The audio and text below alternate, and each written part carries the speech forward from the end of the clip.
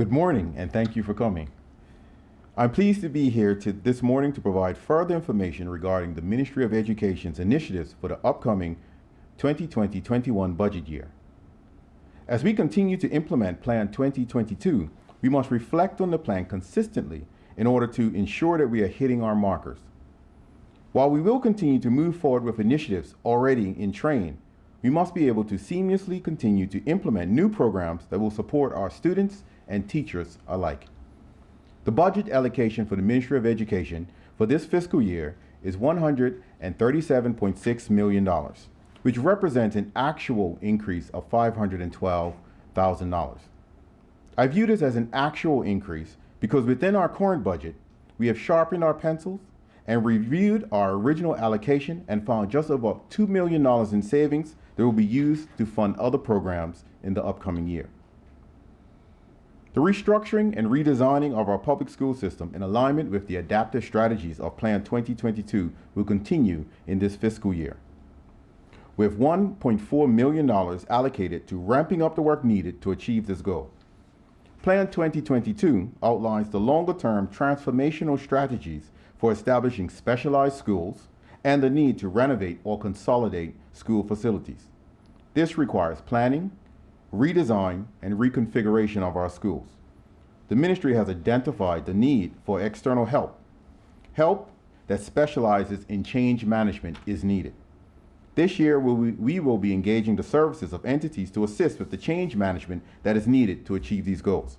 Soon, we will commence the consultation with the various stakeholders to share with them the framework of the future of public school in Bermuda so we can begin the collaboration that we need to get us moving in that direction.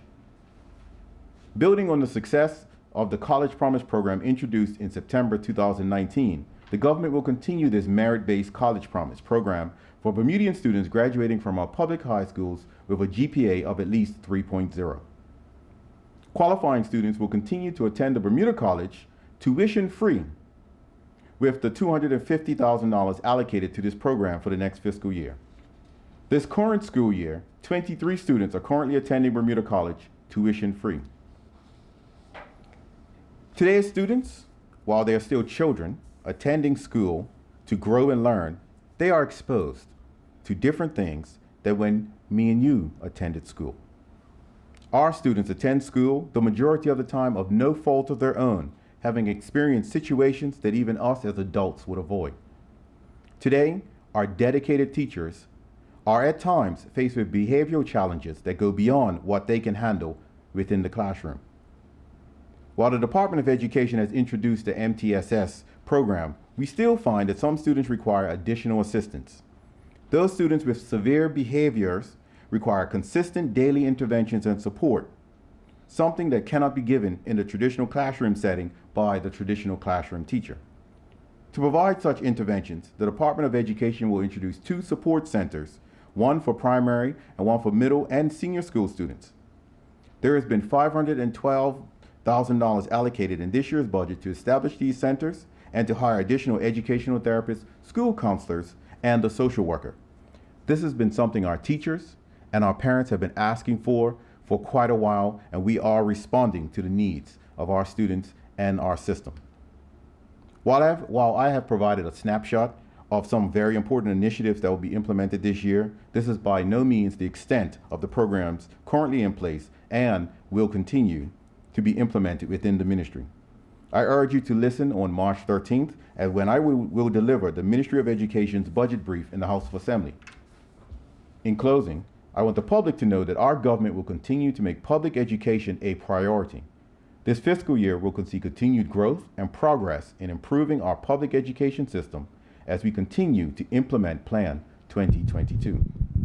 While I have no doubt that this year will see some very difficult conversations and decisions having to be made, the Ministry of Education will remain focused on the task at hand.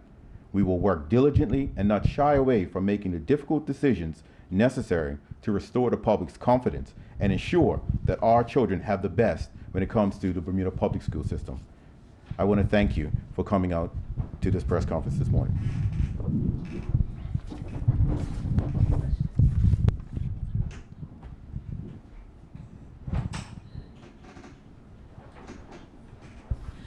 morning, Minister. Good morning.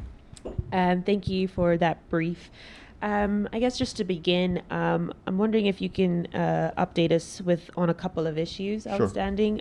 So the Victor Scott primary school teachers had expressed that they felt inundated with the amount of support they needed from students experiencing troubled backgrounds, and they needed more support. I see here that you intend to dedicate more staff in future, but will they receive support anytime soon? The situation at Victor Scott is being handled by the Department of Education. There's the assistant director that's responsible for primary schools is in conversations with the teachers, with the principal, and with the Department of Education to rectify the situation that's going on there as we speak. Do you know what that entails? I don't want to speak for the Department of Education, but I knew that they have sat down with all parties involved, and they will come up with a solution as we move forward. Also, the BUT as well had sent out some concerns that a couple of meetings that they had planned with the DOE had been canceled. Do you know if they've been rescheduled or any other information?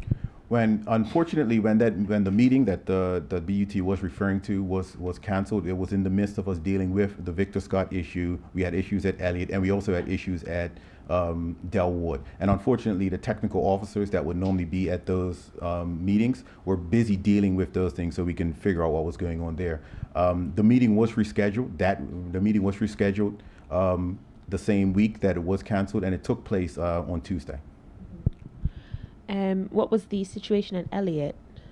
At Elliott, there was just essentially something to do with a student that was being unruly, and we just had to deal with that and put some interventions in place.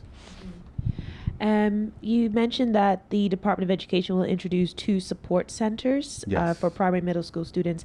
Will these be physical buildings separate from schools, or? The idea is to have these centers within one of our schools. One will be for primary. One will be with senior and secondary. Now that we have the funding and we have the scope of the plan in place, but now that we have the funding, more planning will go into where exactly these will be located. And once that decision is made, the relevant consultation with the entities will happen, and then we'll be coming out and saying this is where these locations will be.